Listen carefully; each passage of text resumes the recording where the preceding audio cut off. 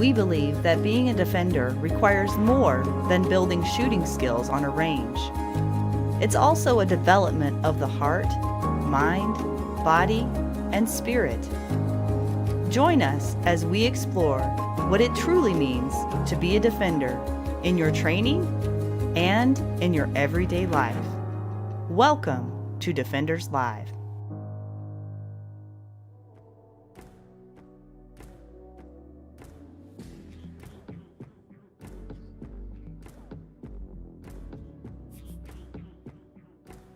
The hour we spend on here, it's not about me or you or you or you or you. It's about all the people that see this, and maybe somebody makes a phone call and we will never know it happened. Maybe somebody calls somebody and they don't end their life, and they get to be there as a brother or a sister or a mother or a father because they watch this. That's what it's about, right? So we have to learn how to push into service even when we don't want to. In fact, especially when we don't want to. But when we're sedating with alcohol or porn or drugs or anger, right, then we can't possibly do those things. I think one of the other myths, you said, what are some of the myths that are there? I think that if you see it or sense it in somebody else, I've heard too often where, you approach it gently. I would tell you no.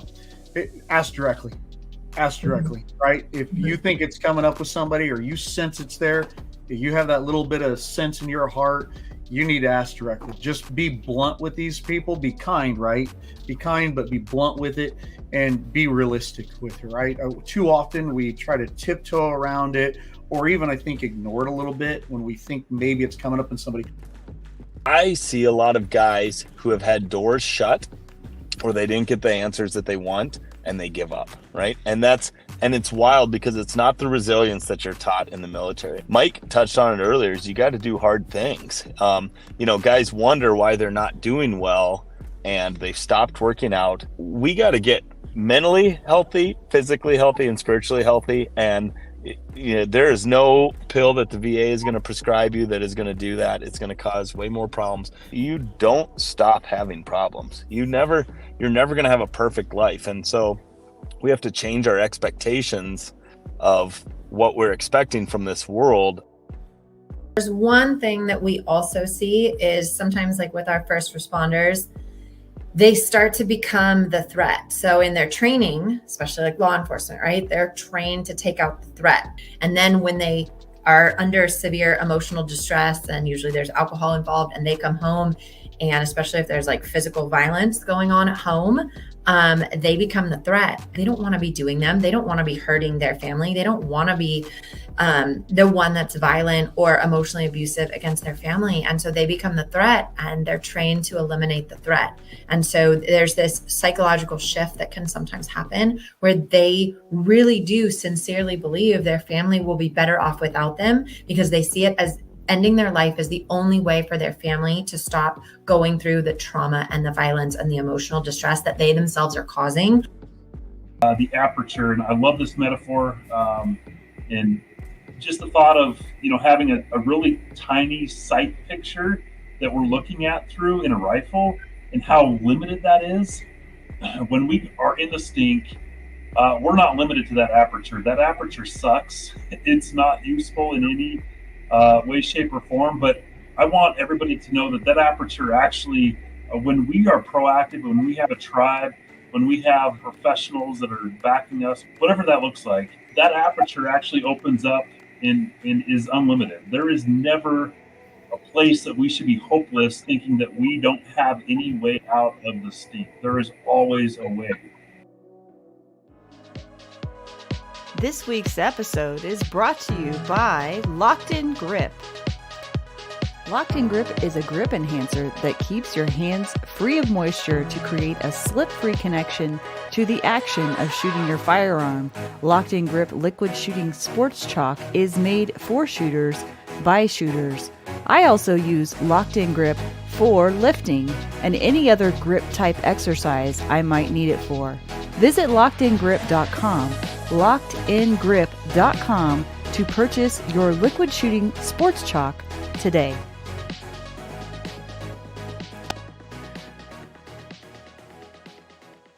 So the reason you guys are all here is because you guys all have a similar mission, and either you have firsthand experience because you are a veteran or first responder, or you're part of an organization that helps veterans and first responders. So what I'd like to do is quickly introduce you guys to each other, because you each have something different that you bring to the table, and you are scattered all over the United States. Adam's in Arizona, Ryan's in Montana, Tim's in Nebraska, Mike's in Virginia, I believe. Shavonne's in California, and I'm in Montana. So Shavonne, will you start and introduce yourself to whoever doesn't know you very quickly, so that we can at least get on the same page to start off? Yeah, of course. Hey guys, I think that's just Ryan and JT, who apparently is also called Tim. So I'm an alcoholic in recovery, first and foremost, just celebrated 11 years clean and sober.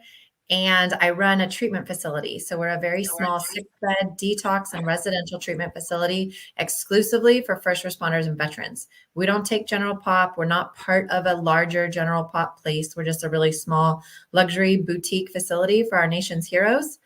Predominantly right now, we have been like 90% first responders, both retired and active. Basically because I'm having a harder time reaching veterans for one, and trying to get the VA to pay for their care is like banging my face against a brick wall. So, but things are going great with the first responders, pretty heavy on law enforcement right now. So we back the blue and we love cops, and it's amazing to provide a place that is safe for them. Like not just physically safe, because they tell me stories about being at other treatment facilities where they were worried they were gonna get stabbed in the neck by some guy that just got out of jail or whatever, but also emotionally safe. There's a lot of liberal nonsense going on in our society right now, and I'm pretty hardcore right-wing conservative patriot. So I love being able to support them and have a safe place for them to come where they can feel loved and seen.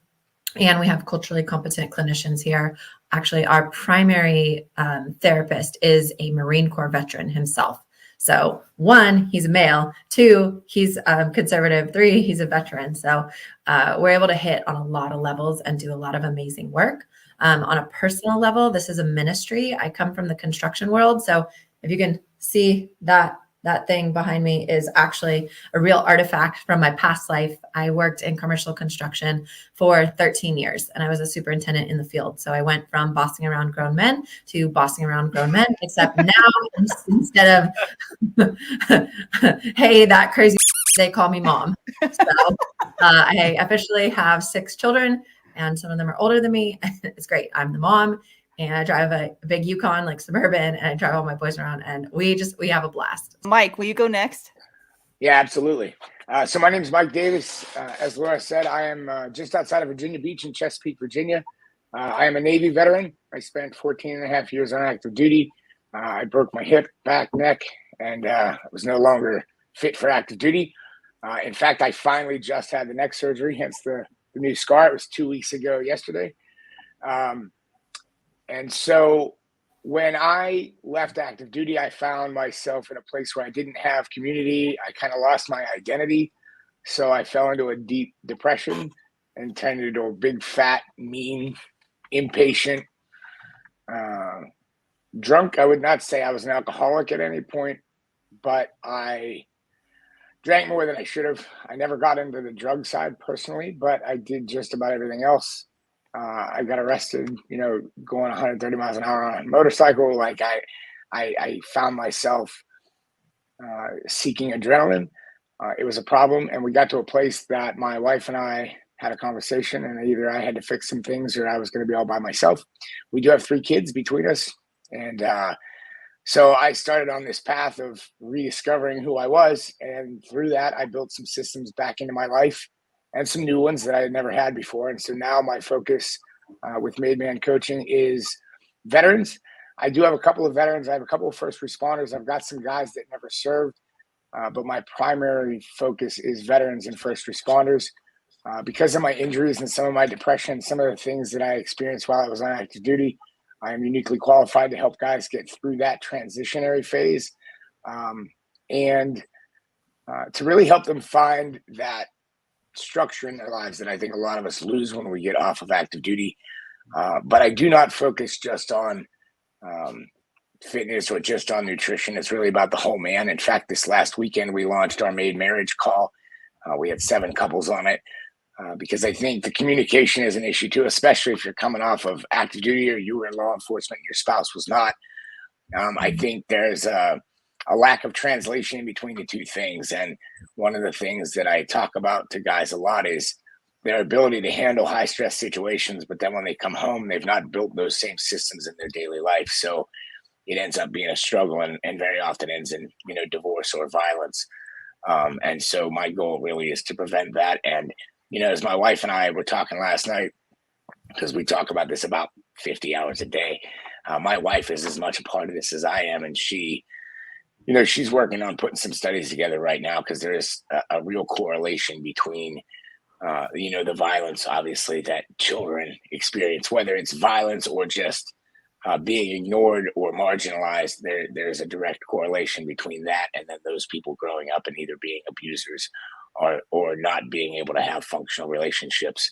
So we really do focus on all of it. The fitness and nutrition is just one of the methods that I use because I find for men, especially men between 30 and 50, getting them to start paying attention to what they put in their mouth and what they do on a daily basis is the fastest way to get them back to the place where they realize they can be in control again. And so that is really what we do here. So That's that awesome. is my 5-minute spiel. Thank you, Mike.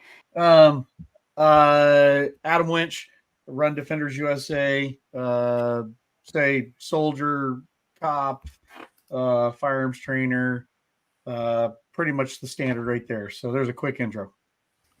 Yeah, but you have firsthand experience. Your wife's in law enforcement, so that's why Adam is here. And sorry, I shouldn't have done this natural lighting thing. It's not very smart.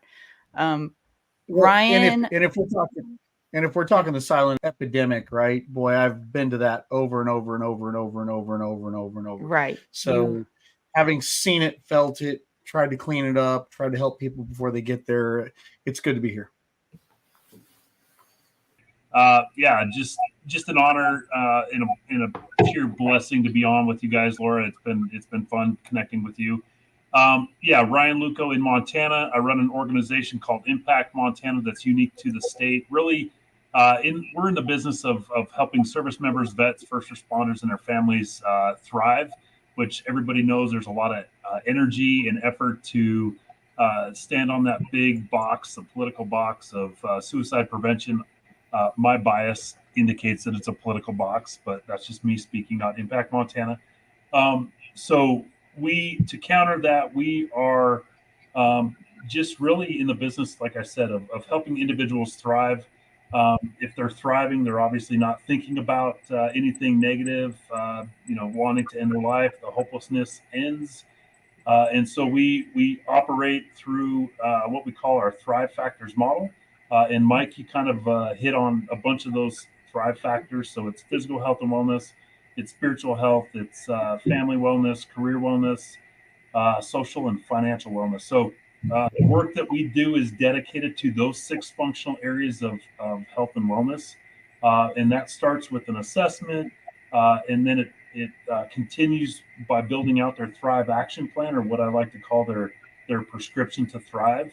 And it's not clinical. What we do is simply coaching and mentoring, so peer-to-peer support. And I should have started by saying this. My background, military-wise, was 21 years in the Montana Army National Guard, and with 2 tours in the Middle East. So one with no wife and kids back in 2004, and then another one in 2018 and 19 with a wife and 3 kids at the time. Now we have 5 kids. So certainly dynamics have changed, perspectives have shifted, and all of that. And just really intentionally pursuing someone's ability to thrive. And Mike, I love what you were talking about, structure and tribe, right? So this is exactly what the 90-Day Live to Thrive Challenge is intended to do. It builds structure, creates camaraderie with a small group of people to go through that suck with. And on the other side of that 90 days, they're hopefully in a lot better spot. See, I knew I brought the right people together. Yep. I love it. Okay, Tim. Hello. I think you've unmuted me. Can you hear me now? Yeah. Yes. Awesome. Hey, I do want to apologize again for being in my truck. My name is Tim, or JT. The J just stands for just Tim. Just Tim. Yeah. And anyway, and I started a nonprofit. I mean, I guess I should give you a quick background on me. So I still serve in the Army. I run a bunch of sniper teams for an airborne infantry unit. And then my passion came because I'm seeing guys retire or get medically discharged and lose their purpose outside of the uniform. And so I think back in 2019 is maybe when we first started this, because I was having dudes that I knew kill themselves, and they'd reach out, but then they wouldn't reach out any farther than that. They weren't going to actually get, they weren't going to. I mean, it was a big step just for even Andy to say that he was struggling, but long story longer is that, I mean, he wasn't willing to do anything about it other than what he had already done. So long story short is that's how we got started with Contact Front. And Contact Front is, again, not a clinical anything. We call it a brogram. It's not a program. It's a brogram. It's the dumbest thing that we can say, but it's true, because really what we're doing is we're just getting the guys together. And today I spent my morning cleaning out a hoarder house with two other dudes, and the reality is that these two combat vets, when we started, I said, hey, how much would it cost, how much would somebody have to pay you to go into a hoarder's house and take out poop and pee buckets and junk all the way up to the ceiling? And they're like, oh man, I'd do that for $10,000. I'd do that for $15,000. They're like, hey, do you want to do it for free with me? And they're like, yeah, I'll do it for free with you. I'm like, cool, man. So that's, and they say that, hey, listen, it's amazing the things we'll do just to be around the boys, or just or other vets, So yeah, we get to give back to the community. We get to do nice things for people and each other. And yeah, so I've had a terrible morning. Thanks for asking. And it's your birthday. Happy birthday. Yeah, it's my birthday, and I don't do poop and pee very well, so I've been gagging all morning. Yeah. Hey, Tim, just this hat's yours, right? So in honor of your birthday, Yep. And you're a beautiful 62-year-old. So there you go. Oh, thank you. Thank you. We are the same age. That is odd. I thought you were older than me, but anyway, yeah. So that's what I'm doing. Yeah. So everybody sort of knows everybody. So now we kind of get why we're all here. Now we don't have a lot of time because it took forever for Adam to get here. So we're gonna cut to the chase. The point of why I have all of you here is twofold. First, so you can get to know each other, and I'll network with you guys on it through an email, so you'll all have each other's information. But my second purpose is this will be on the Defenders Uncensored channel, and I want to cut through the BS. And I want to get to the heart of the matter. I know all of you guys are interested in that and not just talking around issues, but getting to the heart of them. So what is the biggest BS that we need to cut through in helping people and really understanding what the problems are and how we can provide solutions to them? I think for me, when I have these conversations with people, I think the biggest thing that I try to explain to people is that it takes work. Like, people talk about going to therapy or whatever, and they're kind of trying to take the stigma off mental health care, which I think is good. But I also think I think it's a misnomer. I think mental health makes it sound like there's something you can do and you're going to go to the doctor and they're going to give you a prescription and it's going to get all better. Mm-hmm. And I think one of the reasons that therapy doesn't work for a lot of people is because they're lazy. Like, I think people don't realize that when you leave the therapist or you leave one of these programs, you have to be the one to go do the work. If the therapist could talk to me for an hour and fix everything in my life, the therapist would charge more money than I could afford.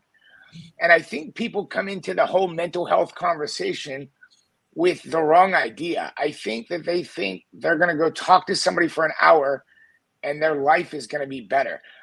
Just because you go talk to somebody that has great things to say, they have clinical experience maybe or personal experience, at the end of the day, it's still you that has to look in that mirror.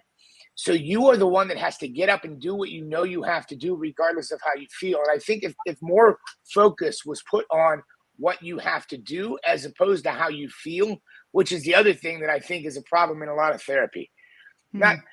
I am not a therapist. Okay, let me just be very No clear. kidding. But I have been to a lot of therapists, and I will never forget. I was in this anger management therapy, and they had us build these bridges with clay, right? And they said, build a beautiful bridge. So I'm building a beautiful bridge.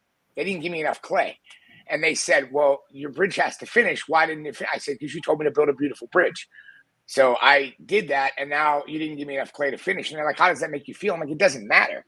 It doesn't matter how I feel. So getting in connection with your feelings and really digging into what they are is fine.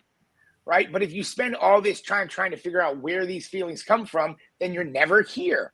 Right? So if I spend all of my mental energy, now there's a study, and I wish I would have brought it to here, but there was a neuroscientist, a psychiatrist, and like a neurobiologist, I think it was. And they did this study a couple of years ago. And what they found was the average human adult has 6 hours of peak mental energy in their day. So we often say time is the most valuable resource because we can't get it back. I would argue time becomes the second most valuable because we have even less mental energy. So if we spend all of our mental energy on digging into why I have this problem or why I feel this way, there's nothing left for actually fixing it. So, and again, I'm not saying that figuring out where it comes from isn't important, but I think it gets a disproportionate amount of the time when most of the time should be figured out actionable steps that we can do moving forward so that we can start manifesting a purpose again. Because again, as Ryan said, or maybe it was Tim, when men lose their purpose, they lose their direction. Our purpose is our rudder. And it's the same way for females, I'm sure, but especially in our society, because of the role of masculinity. And we're not even going to get into that whole thing. You know how many people call me a spout of toxic masculinity, which is interesting because half of what I talk about is being of service to my wife, being of service to the people around me. But I get called toxic masculine all the time, whatever. That's a compliment. And so here's the, yeah, right. So, but at the end of the day, if we are going to take everything on our shoulders and we are going to be the men our society needs and our country needs to lead it forward, then we have to spend more time on figuring out actionable steps and getting that rudder back in order. Because it doesn't matter that my Uncle John touched me when I was 9, right? That doesn't matter today. I'm not saying at some point I shouldn't investigate how that makes me feel. But what I need to do now, if I want to move forward in my life, is figure out what I can do right now to be the man that I'm trying to be. Interesting. What do you guys think about that? No, it's on point. I love it. I really support Mike and his work and what he's doing. And I'm so on board with all of it.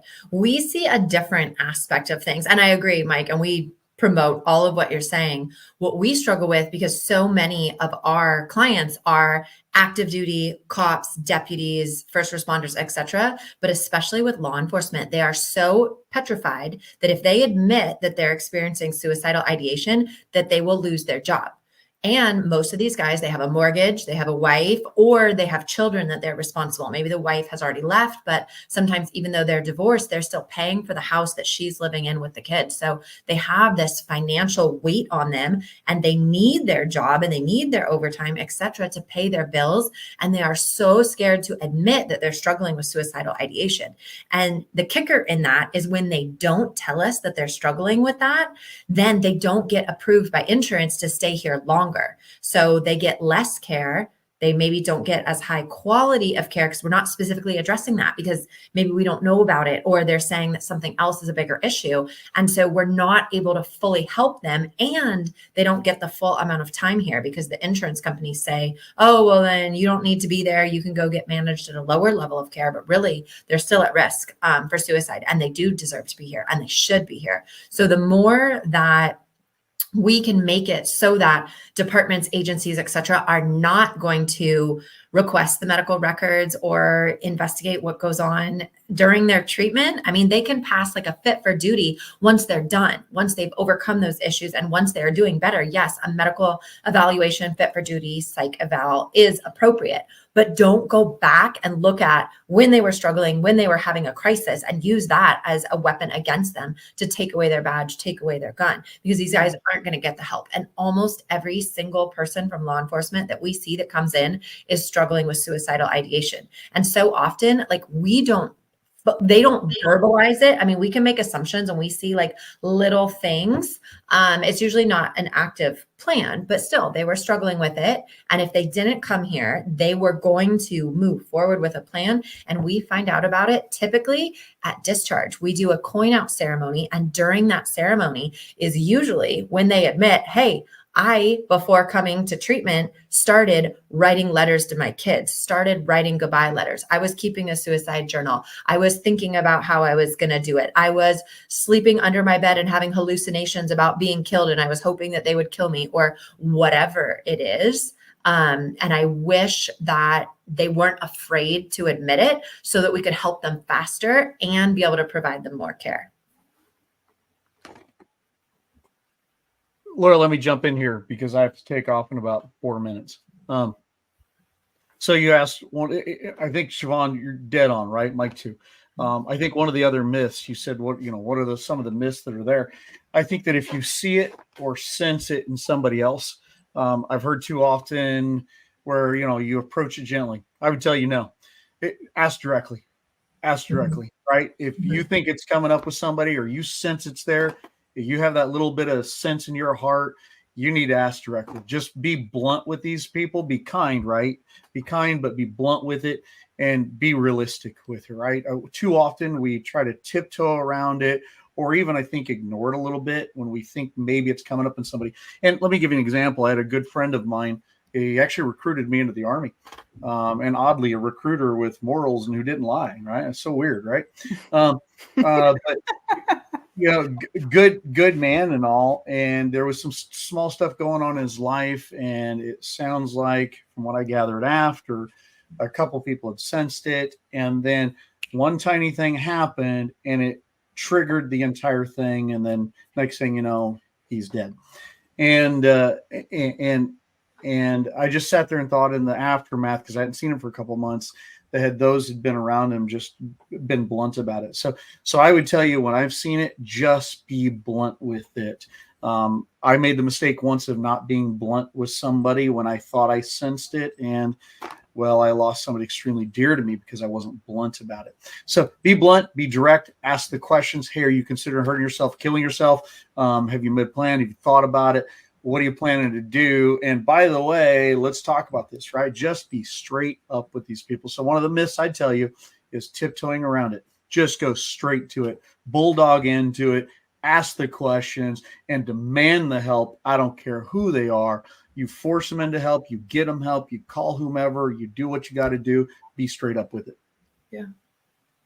Also, the quality of the help. I mean, I've heard just horrific stories of some of these first responders that got Baker acted, for example, and basically got put in a loony bin, and they, their shoelaces were taken away and they were just treated like animals. And so having more places that will provide compassionate, qualified care to really help them get well and be treated as the amazing humans that they are.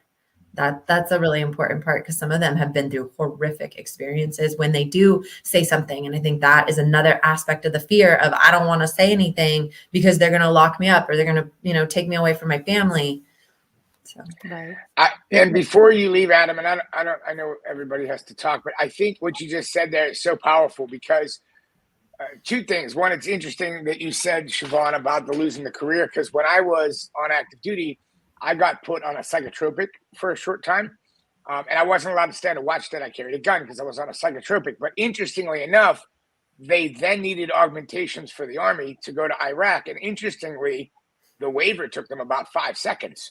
So I wasn't allowed to stand and watch on a ship with a gun because I was on this drug that made me whatever. But to send me to Iraq for 2 years was no problem. It was just a piece of paperwork with a corpsman who's effectively a nurse saying, "Oh yeah, this guy's good." So that's interesting. It's always about the needs of the Uncle Sam, right? But what you said there, Adam, is so powerful because I think whoever watches this, and I'm not sure exactly how your program works, who gets to see this, but I think every one of us has been guilty of telling somebody what they wanted to hear at some point in our lives, right? And we tend to tell ourselves, yeah, whatever, I don't want to hurt their feelings, or I don't, whatever. It's none of my business. It's none of my business, or it's not worth the argument. If you have something to tell somebody that can move their life forward in a positive direction and you don't do it, that is you being scared of being the one that's in the uncomfortable position of telling them what they needed to hear. And that makes you a bad human being. It makes you selfish. And Mike, isn't that love in the first place, right? It absolutely is. Love. Being willing to be straightforward and blunt and talk to them about what comes out of your heart, what you're thinking. And if you don't do that, in a sense, you really don't care. And I mean, that's a hard lesson to realize in the aftermath when you just wish you'd done that. Well, let me say one last thing before I got to take off. Right. Notice Mike, Shavonne, Ryan, JT, we're all kind of in the business of trying to save our service members, our LEOs, our whomever. Understand something for those of you who sit there and suspect maybe this is happening within somebody that's in prior service or something to that effect. Too many of us live by the Bushido code, right? If we feel like there's failure in our lives or we're not living up to what we think we can be, oftentimes the whole Bushido code comes in and we're just like, screw it. I'm going to take the ultimate step to end it quickly because that's just how we live. So understand we tend to hide it.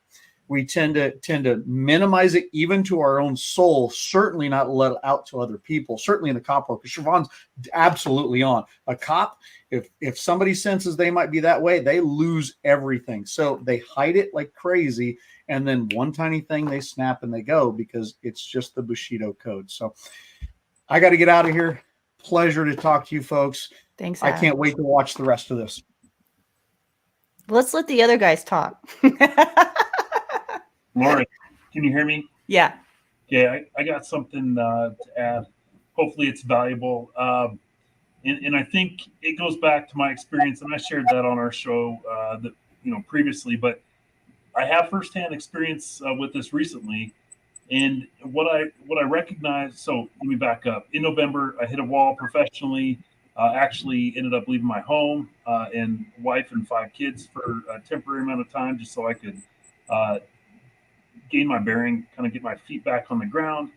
And what I realized after the fact was that I really had informally built a battle plan, right? So I do this on a regular basis. I work with those that we serve and help them, basically navigate out of precarious situations or challenges. And looking back after it, I recognize that what I was able to do really within a short amount of time is pick myself up by the bootstraps because I had kind of that preemptive plan, if you will. So I think the value there is us as professionals in helping the individuals that we work with create that battle plan. We don't go into battle without armor, without all the things that are going to help us be successful. So if we can even back up a step and rather than work with individuals in crisis, even help individuals, whether it's peer-to-peer support and just connections in general, create a plan. It's inevitable. We're going to go through, stinky situations, right? Whatever metaphor you want to use. I'm not going to swear just to protect everybody's innocence, but I think if we can be on the front end of that and be proactive in helping people recognize, hey, this is really a tool for you to be able to navigate out of your precarious situations down the road. And whatever that tool looks like for each of us is great for us. It's a Thrive Factors model. Making sure you're taking care of your body nutritionally, all of the good things that we want to do, but having a plan in place so that when we do hit the stink, when we get to that point, we can navigate out of it quicker than what it would normally be. I think. Which is why you were able to do that, Ryan, right? Yep. Yeah. Sure. JT, how much longer till the massage? Oh, I can't hear you. Why does he do this to me? Every time he's on the show, he has to be the problem child. And I can't And hear it's all gold too. I can see it. It's all gold coming out of his mouth, and we can't hear a word of it. He'll figure it out. No. Just keep saying no. Can you hear me? Yeah. AirPods. Check. Can you hear me? Mhm. You can hear me? Yes. Awesome. Okay. All right. Well, here's my valuable 2 cents to all of this. I forgot what we're talking about, but I would like to just say, a couple things, I guess. First off, I see a lot of guys who have had doors shut or they didn't get the answers that they want and they give up, right? And it's wild because it's not the resilience that you're taught in the military. And a lot of these guys have to go back to what they were taught, and Mike touched on it earlier, is you got to do hard things. Guys wonder why they're not doing well and they've stopped working out. I've got a guy right now that has not had water since 2009, right? What? Dude, he's drinking anything else but water. He's like, oh, I just drank too much of it in the military. I'm like, what are you talking about? And so it's just we got to get mentally healthy, physically healthy, and spiritually healthy. And there is no pill that the VA is going to prescribe you that is going to do that. It's going to cause way more problems. And that's all that I'm seeing is that, hey, listen, if we go to the gym and you start to take control of your body and your fitness and your back problems and all the other things, it's amazing the resilience that you build. And like Mike said earlier, problems don't go away. And I think Ryan is seeing this, just even in his own life. You don't stop having problems. You're never going to have a perfect life. And so we have to change our expectations of what we're expecting from this world and actually, hey, it's almost like relationships. If you're in a relationship and you say, well, what does my wife do for me? Well, that's the problem. You will always be disappointed. But when you say, hey, what am I doing for my wife? And what am I doing for this community? And how can I still be an asset to, and that's where most of my guys heal, is when they start looking at how they can help other people, especially when they start making connections between guys who have never served and never, and they say, wait a second, this isn't exclusive. These feelings of guilt and these feelings of, not meeting the standard. I mean, this is a man thing or a human being thing, instead of just like, oh, you've never been in combat, so you won't. This is what I don't understand, though, Mike. You said that a lot of these guys are just like, getting lazy, giving up on themselves, blah, blah, blah. And I know nothing about this. I'm asking this very curiously. These guys, weren't they built to be machines and develop systems in what they did?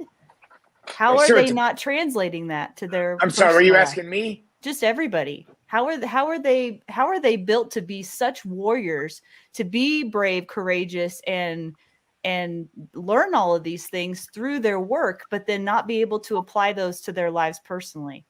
I'll let somebody else what's go. missing there, or what's like short circuiting them? The training. So we get trained to do all that in the military, right? We get trained to fulfill and complete our mission, and then when it's all said and done, we disconnect from service. No one retrains us how to connect with our identity or purpose. No one retrains us how to deal with civilian pursuits or things on the outside. And so the perspective shifts. It's like working your entire body, physically. If you neglect a muscle, your legs, eventually you're going to get atrophy, right? So it's no different. If you're neglecting civilian skills or skills that are going to help you be successful in civilian life, you're going to atrophy. And in a lot of cases, we don't have those skills as service members, military, first responders. You join the service, or you become a law enforcement officer at 19 or 20 years old. Well, there's really no real life injected into that couple of years before going off and serving your country. And so there's a lot of gaps that exist. It's like almost like an alternate universe or something. Absolutely. Yeah. You're exposed. You're not a part of that other culture that exists, and so you're not going to be successful if you don't have those skills. Shavonne, I So- feel like you have something to say. Yeah, say it. Yeah, what we often see is that our first responders, military, they're taught to do a job and it's highly physical and they're given specific instructions, especially with our first responders. And so they can do that, but they're not given the emotional tools and they don't know how to process emotionally what's happening. And then a lot of times they're not connected spiritually. And so especially like law enforcement, they show up to some horrific calls. I mean, the worst parts of humanity. And what typically tends to send them over the edge is the pediatric cases. So critical incidents involving children. And usually it's the trifecta that we see. So said Leo has experienced childhood trauma, childhood, especially sexual abuse as a child, and then went into the career because he wants to help others, wants to serve, wants to make a difference, but also is just, naturally inclined to be an alcoholic, has that predisposition. And then once he's working as a detective or patrol or whatever, and sees enough of those pediatric cases, it hits home all the suppressed emotions that he has not dealt with, the unprocessed trauma from his childhood that he's been repressing. It all comes up and then it's just too much. It's the overtime, the long hours, fire, they don't get to sleep very much. They're up multiple times a night going on calls. And so the childhood trauma and the heavy drinking combined with the vocational trauma that hits on their childhood trauma with lack of emotional tools and emotional regulation, and then you throw death on there, you throw divorce, you throw their own children having problems or their children being taken away from them or whatever. And it's just like, boom, they're in crisis and they need help now. Yeah. Wow. So I I think cut you off, JT. Sorry. Oh no, I'm sorry. Go ahead, JT. Let me hear it, Tim. What do you got? I'm processing Shavonne's deal right now. Go, I know, Mark. she's- This is what I do all day long, but they come here Yeah. and they come here on their worst day and we get to love them and support them. And we're in a gorgeous cliffside mansion overlooking the water and we have a chef and we work out a ton. I love physical fitness. I lift. For the ones that are physically fit enough, they'll go with me to the big boy gym and get their ass kicked, which is great. If they can't, they'll work out in the garage. And it's awesome. And we get to watch them get better. And we see just miracle after miracle here. And once we remove the substances and get them physically sober, then they get emotionally sober. And then they start to reconcile with God and with fellow man and their families. And the therapy plus everything else that we do, it works and they recover and they get better. And that's why I do what we do. That's amazing. I am so happy to have met you. I was going to say the same thing. I think the alcohol, so when you're on active duty or you're in law enforcement, right, you typically start pretty young, right? So we're 18 years. You don't know what the hell you're doing when you're 18 years old, right? You're a kid, right? I have all my kids are 18 or older now. And I look at them, I'm like, I was deployed. I had already been to Iraq when my oldest daughter, I'm like, wow, but it's so systematized. It's the same reason a 16-year-old can run a $10,000 a day McDonald's, right? It's systems, right? So they can plug anybody into the system that is being a police officer or is the Army or is the Marine Corps, right? And if they can teach them some of these skills, the ability to shoot, the ability to run, the ability to stay physically fit, that's what matters for that mission, right? They don't care if you're a present father, right? It doesn't matter for that mission. So you're not going to get much training on that, right? Okay, yeah. They don't care if you're a present husband until the command finds out you beat your wife, right? They don't care about it because it's not mission critical, right? And so it just doesn't get attention. It's not that they don't care. It's just not mission critical. So that's not what the money's for, right? The money isn't to teach you how to be a good present father. It's to teach you how to shoot a rifle. And so what happens is when we lose that system, that also is our identity because we never had the time or took the time maybe to build that identity outside of there. When you're on active duty, 95% of your friends, guess where they work? The same place you do. That's just how it works because you transfer all over the world, right? So even your long-term friends, people that I was stationed with 20 years ago, they live on the other side of the earth. So we're not in close contact. The people you're in close contact with are the people that work with you. Cops are the same way. Firefighters are the same way. This is your community. So when you leave that community, now you're out in the cold. And now all of a sudden, you got to go work something. The other thing that I think people don't talk about, especially if you do 15, 18, 20, 30 years in the military, and you get out, you start somewhere else, and you typically don't start as the grunt, but you don't start out where you were. If you spent 30 years in the Navy and you're enlisted, you're a Master Chief somewhere, right? You're responsible for 200, 300, 500 lives. Now you go to work for this corporate job and you're somewhere in middle management, right? You got a 30-year-old dude above you that is your boss, right? And you've been to combat, or you've been in deployments where you haven't seen your family for a year, and now this 30-year-old that has a degree is your boss. And that's something people struggle with too. Because when you're in this high stress situation, and I had a psychiatrist explain this to me one time, and for those of you that have clinical experience, I am sure this is the stupidest definition in the world, but it's the one that worked for me. Like, he's the only person that made this make sense to me in my entire life. So they said, you have PTSD. And I said, bullshit, right? Like, I'm not going to be a bunch of letters. Tell me what is wrong with me. Tell me why I am the way I am right now so I can be different.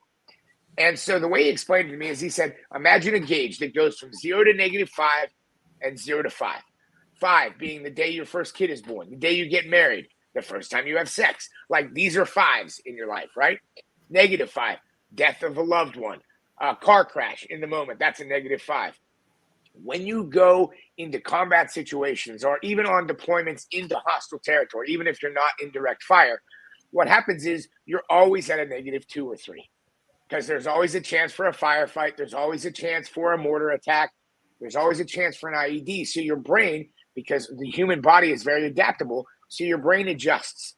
So you can quickly be where you need to be if something goes wrong. The problem is we get stuck there. So he said, now you're stuck at a -3. You come home, you have a baby. It is as happy as you can possibly be, but to the outside world, it looks like a 2. Right? Like, this is as far the other way as you can go, but you're stuck. Your normal is -2 or -3. So the goal in this whole process is to reset your brain to 0. And I was like, that makes sense. How do we do that? What do we do next? You know what I mean? Like, what are the steps? Right? And so I think humans, we are by nature, selfish might be a harsh word, but it's about self-preservation, which is a kind of selfish pursuit, right? And so our ability to be selfless, our ability to serve, is directly tied to our ability to suffer, period. If you cannot do hard things because they're the right thing, what happens in an emergency outside of your job, right? If you're a firefighter, obviously emergencies are your jam, right? That's what you do for a living.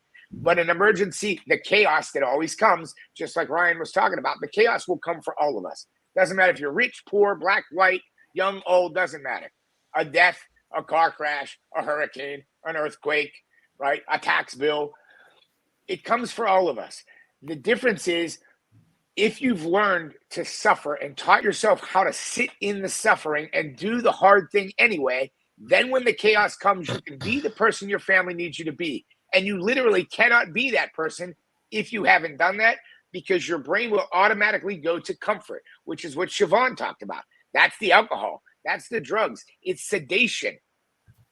Because if we're sedated, we don't have to deal with the feelings. We don't have to deal with the emotional stuff. But isn't that what most doctors do to them anyway, is sedate them?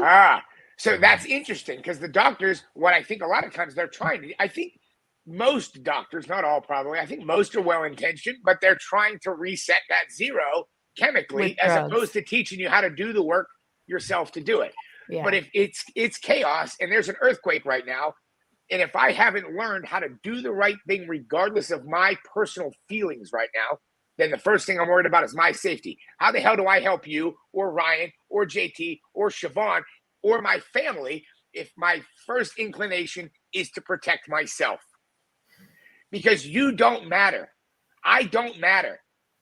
This is about you. The hour we spend on here, it's not about me or you or you or you or you. It's about all the people that see this, and maybe somebody makes a phone call, and we will never know it happened. Maybe somebody calls somebody and they don't end their life, and they get to be there as a brother or a sister or a mother or a father because they watch this. That's what it's about. Who gives a shit that my neck is killing me? Like, it doesn't matter. That's what matters, right? So we have to learn how to push into service even when we don't want to. In fact, especially when we don't want to. But when we're sedating with alcohol or porn or drugs or anger, right, then we can't possibly do those things. It's just like when you lift weights. If you're in actual physical pain, not soreness, but pain, you can't contract the muscle to make it grow at the same time as there's pain. Your brain won't do both things, right? So they're counteracting forces. So we have to get rid of the sedation before we can ever really suffer, because otherwise we're going to reach for the sedation right away. Tim said he's got to go. Thanks, Sorry, Tim. I'm Hey, sorry. Mike, let's talk more. I love hearing you. I think you're a smart man. Shavonne, we've talked before. You probably don't remember, but whatever. We'll talk again. And then Ryan, of course, let's catch up. And Laura, thanks as I want always. to connect, Tim. Thank you for everything you said. Yep. I loved everything you said. I got a bunch of notes here from all of you guys. I love it. Oh, all right. Sorry, my stuff didn't work Happy better. We'll talk birthday, soon. Tim. Thank you. Bye. Happy birthday. And then there were 4. All right. Well, we should wrap this up unless there is something that we've left on the table, Shavonne or Ryan or Mike. Yeah, there's one thing that we also see is sometimes like with our first responders, they start to become the threat. So in their training, especially like law enforcement, right? They're trained to take out the threat. Active shooter, bad guy, criminal, whatever it is, they're trained to take out the threat. And then when they are under severe emotional distress, and usually there's alcohol involved, and they come home, and especially if there's like physical violence going on at home, they become the threat. And even though they're doing the things that they are doing, they don't want to be doing them. They don't want to be hurting their family. They don't want to be the one that's violent or emotionally abusive against their family. And so they become the threat, and they're trained to eliminate the threat. And so there's this psychological shift that can sometimes happen where they really do sincerely believe their family will be better off without them, because they see it as ending their life as the only way for their family to stop going through the trauma and the violence and the emotional distress that they themselves are causing, because they're not aware of the solutions or the treatment or the therapies or programs or whatever they can do to change their behavior and change from the inside so that they are no longer the threat. And that's something that when we get a hold of them, that we're able to show them and teach them that they're no longer the threat, and that their families do need them, and that they can heal and have healthy relationships again. Wow, that is incredible. I have never thought of that. That's unbelievable. Ryan, you're muted. There you go. Yep. Yeah. Thank you for that, Shavonne. Mike, you both are very skilled in your ability to articulate what is on your mind. So thank you for your contribution to this conversation. Laura, thank you for hosting. I've got 2 probably parting shots because I think it's that time. But first for me is the importance of tribe, right? And whether it's professionals like you guys and me, it's so incredibly important to have a strong tribe on speed dial, somebody you can pick up the phone, whether it's somebody that's out there watching this. Make sure that you have somebody when in the chaos, you can pick up the phone and just have a real conversation. Say, hey, I'm in the stink right now, and I don't know how to get out of it. So the ability to pick up the phone and call somebody or meet somebody for coffee, or whatever, is so incredibly important. The other thing is the aperture, and I love this metaphor, and just the thought of having a really tiny sight picture that we're looking at through in a rifle, and how limited that is pretty powerful in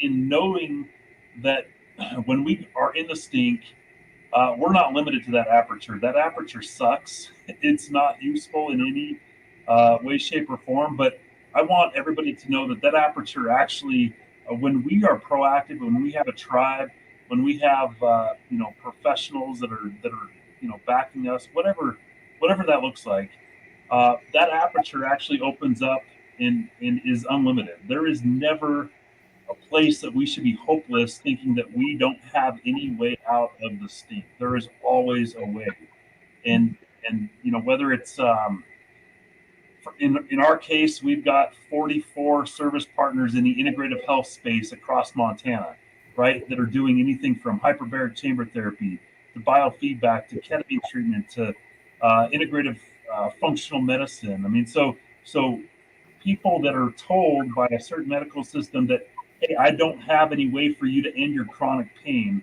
Well, the reality is there are lots of ways out there to end the chronic pain. And when somebody gets to that place of just being in, super horrible chronic pain, it breeds hopelessness, right? Or if that stress is just breeding a huge amount of anxiety and where somebody is spinning out of control, there are ways to slow that down. Clinically speaking, Shavonne has the answers. Non-clinically speaking, I can talk to I'm somebody. not a clinician. I'm actually an engineer, but thanks. But you're speaking all the right clinical things because of your facility, right? So Yeah. I love that. For someone that doesn't want to hear that and can just just have a general conversation, I can help them understand. Look, sensory deprivation, or doing some of these things that will open up your neural pathways to help you get out of that small aperture. Tunnel vision, yeah. The tunnel is so incredibly valuable. So, two things: tribe and aperture. That's those are my closing thoughts. So just so everybody knows that's watching, I'm going to have links to everyone's information, their websites. I don't know if you want phone numbers on there. Probably. I know Shavonne doesn't care, but I don't care. Okay. They can call me in the middle of the night. It doesn't matter to me. Like I think I told you, like my wife and I have been talking, like this is what I was put on this earth to do. Like we just had a conversation the other day because we were doing some personal math, and my wife's like, "Hey, we got a couple months here," and I said, "Well, it is what it is." Like we literally talked about we'll live under a bridge. Like this is what I'm going to do for the rest of my life. Yeah, that's it. Yeah, So this kind of call stuff me really fills me up, and I've gotten to know all of you, plus Tim, plus Adam, obviously. And I just thought to myself, I know it's going to be hard to get everyone in the same room together, but you guys should all know each other because you all have similar hearts, similar missions. And so working together is obviously a better plan than working, as single units. And so if you ever need a resource or want to reach out or network or whatever, I want to make sure that you guys are networked, but then anybody that's watching this, these are the best people that I know that talk on this subject, that really give a shit, honestly, that really care and are working so hard every day to do whatever they can to pour their hearts out and help people. And that's why I kind of wanted to cut through the BS, like I said earlier, because I feel like this subject in particular is, first of all, not talked about enough, honestly. Even if it's talked about, it feels like it's talked around. And so you guys aren't those types of people. And I appreciate your time, your honesty, and your hearts today. And anything that you want to leave everybody with before we go. I just want to speak. I was going to say, I want to speak for everybody. If you're a woman, and I know I talked about men, but if you're a woman, if you're not a veteran, if you're not in law enforcement and you watch this and you or somebody you know is struggling, call one of these people. Yeah. Because whether their program will work for you or not, I promise they will do everything they can to get you in touch with the people that can help you. Yeah. That's all I wanted to say. Amen to that. And I appreciate you all. Thank you all for taking the time to be here today as well. I really am happy to have met you guys. And I look forward to helping some people with you guys. Likewise, Mike. Same. Thank you all. And thank you, Laura, for putting this together. It was great.